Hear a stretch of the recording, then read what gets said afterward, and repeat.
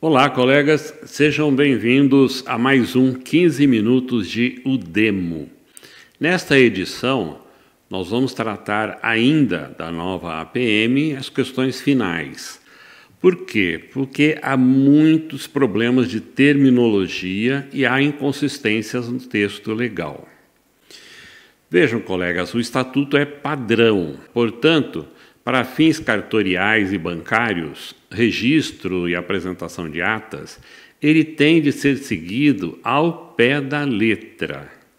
Deve-se ficar atento às alterações que poderão vir na forma de resolução. A primeira observação que nós queremos fazer é com relação à terminologia.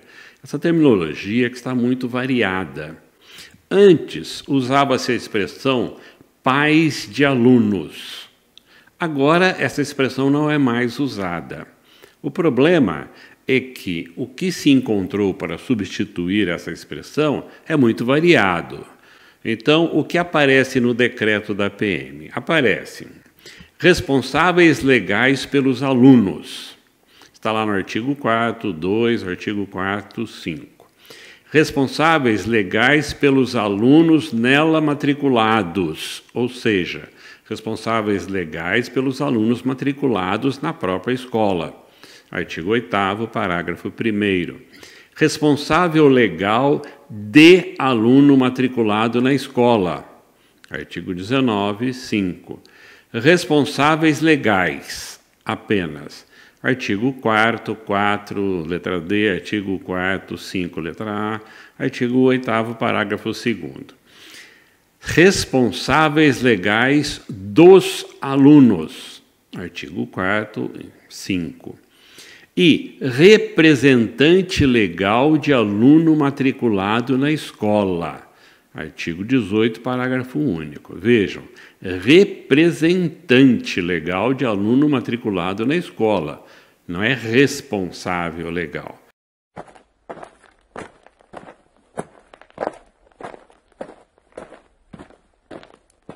Nós queríamos lembrar que a lei não contém palavras inúteis.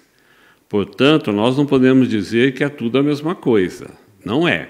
Se é tudo a mesma coisa, é preciso que haja apenas uma terminologia para todas essas situações. Apesar de estar errado isso,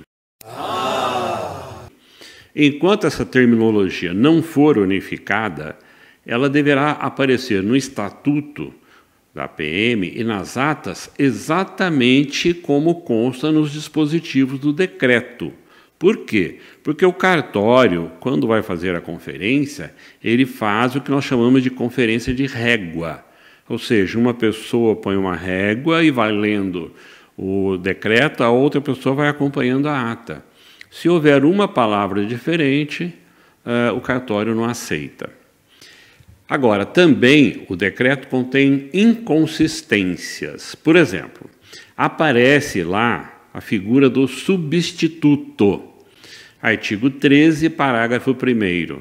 Poderão ser eleitos como titulares e substitutos dos postos de que trata o caput desse artigo apenas os associados com direito a voto para um mandato de 2 anos, sendo permitida a reeleição uma única vez por período igual e sucessivo. Porém,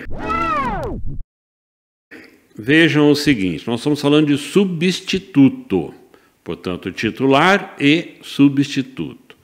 Já no artigo 6º, parágrafo 3º, consta o seguinte: cabe ao diretor executivo movimentar conta bancária de titularidade da APM, podendo a atribuição ser delegada ao vice-diretor executivo, sem prejuízo do disposto no artigo 28 desse estatuto.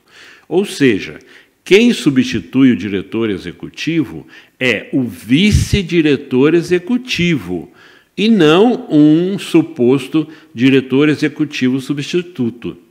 Embora esteja lá dizendo que você pode eleger um titular e um substituto, você não vai poder eleger o titular diretor executivo e o seu substituto, diretor executivo substituto. Não existe isso, porque quem substitui o diretor executivo, repetimos, é o vice-diretor executivo. Orientação da UDEMO: não eleger os substitutos, porque eles não têm funções definidas no decreto, porque também a eleição deles não é obrigatória.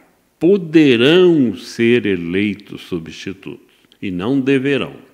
Com relação à participação de alunos nos órgãos diretores da APM, o artigo 8º, parágrafo 3º, afirma o seguinte: exceto na hipótese de menor emancipado, aos alunos menores de 18 anos é vedado integrar o Conselho Deliberativo, o Conselho Fiscal e a diretoria. Portanto, os alunos poderão integrar o Conselho Deliberativo, o Conselho Fiscal e a diretoria, desde que eles sejam maiores ou emancipados. É o que se tem de deduzir desse artigo 8º, parágrafo 3º. Porém, vem o artigo 13, parágrafo 3º, e afirma o seguinte: não poderão integrar a diretoria os associados alunos, ainda que sejam capazes para os atos da vida civil. Há uma nítida contradição entre esses artigos, não é?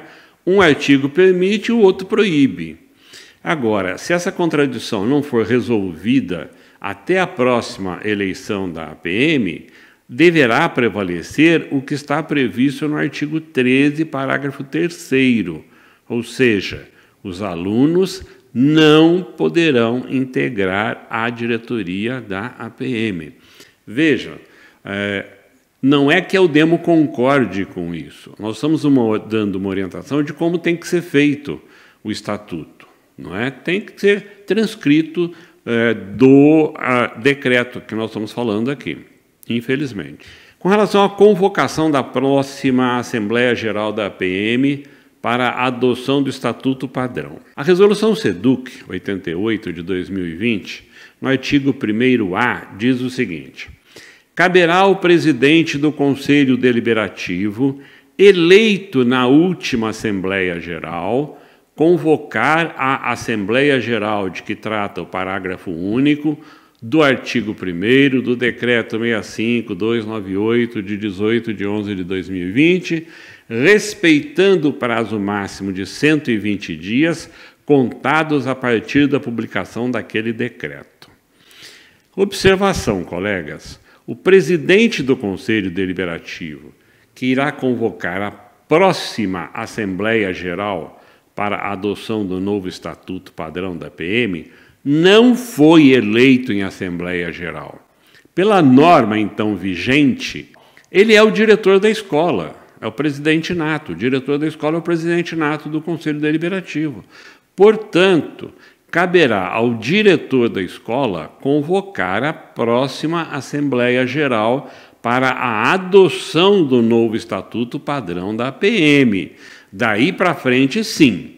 Adotado o novo Estatuto Padrão da PM, aí sim, aí quem vai convocar a Assembleia Geral é o presidente do Conselho Deliberativo, que foi eleito na Assembleia anterior. Mas repetimos, essa primeira Assembleia Geral agora, para a adoção do novo Estatuto, tem de ser convocada pelo diretor da escola.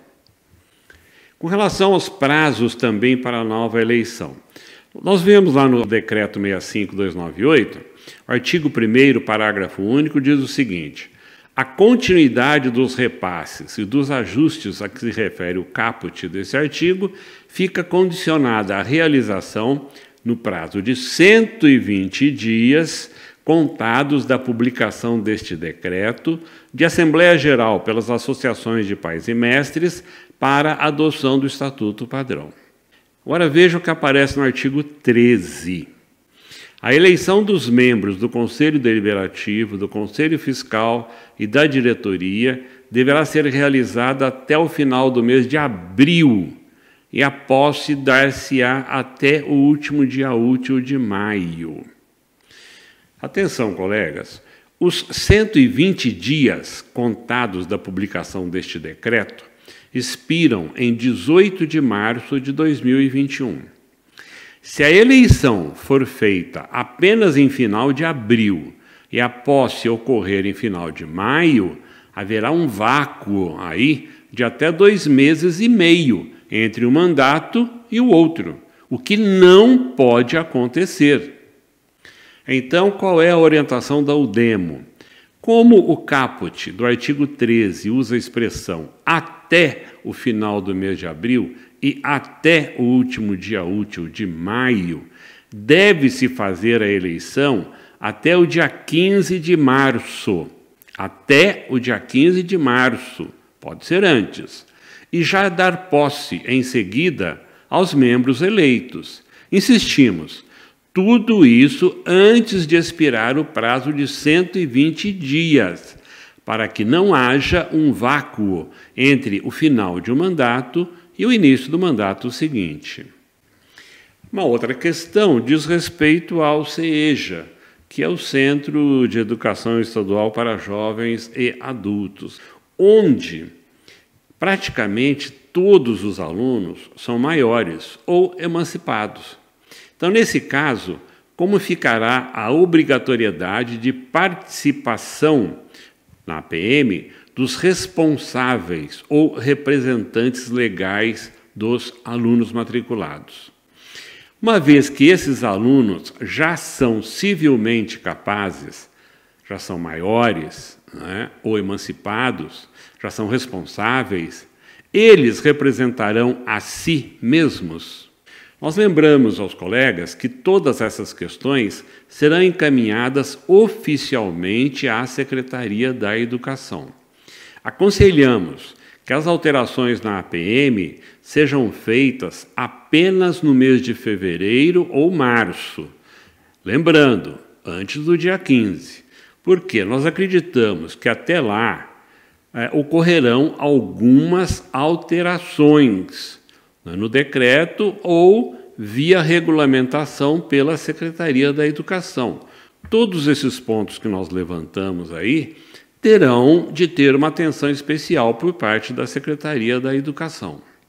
Obrigado, colegas, pela atenção e até o próximo 15 minutos de UDEMO.